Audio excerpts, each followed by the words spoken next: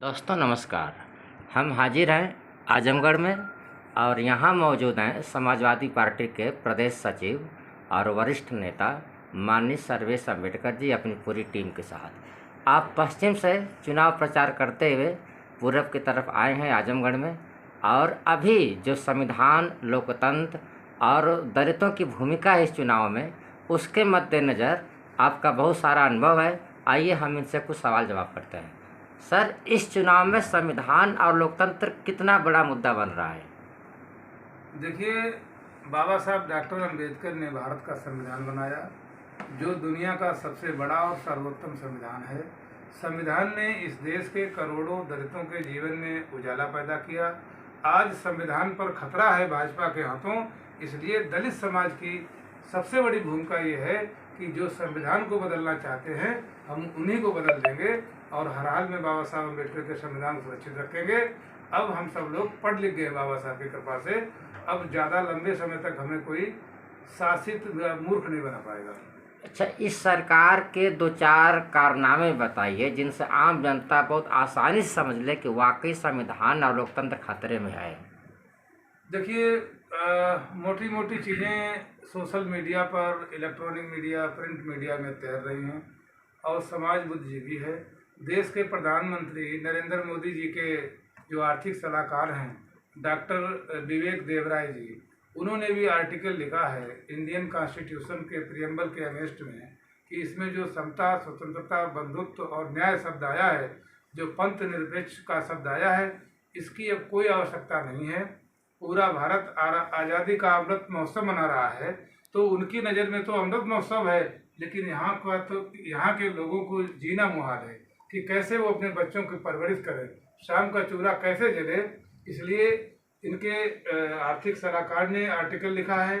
और इसके अलावा दूसरा उदाहरण है, देश की जो वित्त मंत्री हैं निर्मला सीतारमन जी, इनके पति प्रकला प्रभाकर, उन्होंने भी लिखा है आर्टिकल कि यदि 2024 में भाजपा रिपीट कर जाती है तो फिर देश का लोकतंत्र खत्म हो जाएगा और देश के लिए काला अध्याय होगा। 2 नंबर 3 में अनंत कुमार हेगड़े भारतीय जनता पार्टी के केंद्रीय मंत्री रहे हैं। उन्होंने कर्नाटक की सभा में ये ऐलान किया है कि भारतीय जनता पार्टी की सरकार तो संविधान बदलने के लिए बनाई गई थी, लेकिन 2/3 बहुमत मेरे पास नहीं था, इसलिए संविधान को बदल नहीं सके। आप लोग इस बार 400 पार हमें जिता दो, पहला काम मेरा संविधान बदलना होगा। नंबर 4, आपके अयोध्या के भाजपा के सांसद लल्लू सिंह ने भी ये बयान किया है कि 24 का चुनाव ये देश का आखिरी चुनाव है।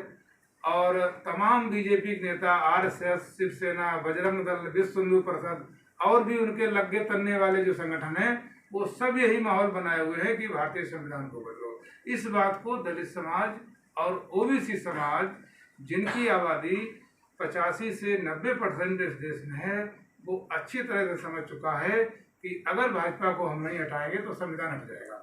इसलिए भाजपा के दिन समाप्त हो गए हैं, 4 जून का इंतजार हो रहा है और बहुत शानदार अलायंस इंडिया का हुआ है। माननीय अखिलेश यादव जी उत्तर प्रदेश में नेतृत्व कर रहे हैं।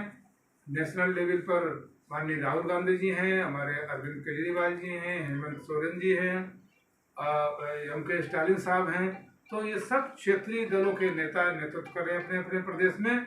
नेशनल लेवल पर माननीय राहुल गांधी जी, प्रियंका गांधी जी कर रहे हैं और बहुत मजबूत गठबंधन है और 100% सरकार को बदल देंगे, इंडिया गठबंधन सरकार बनाने। आखिरी सवाल ये कि आप 50-60 जिलों को घूमने के बाद इधर आए हैं, तो इस मुद्दे को खास तौर से दलित समाज जो है किस तरह ले रहा है और इस चुनाव में उसका वोटिंग रुझान किधर है?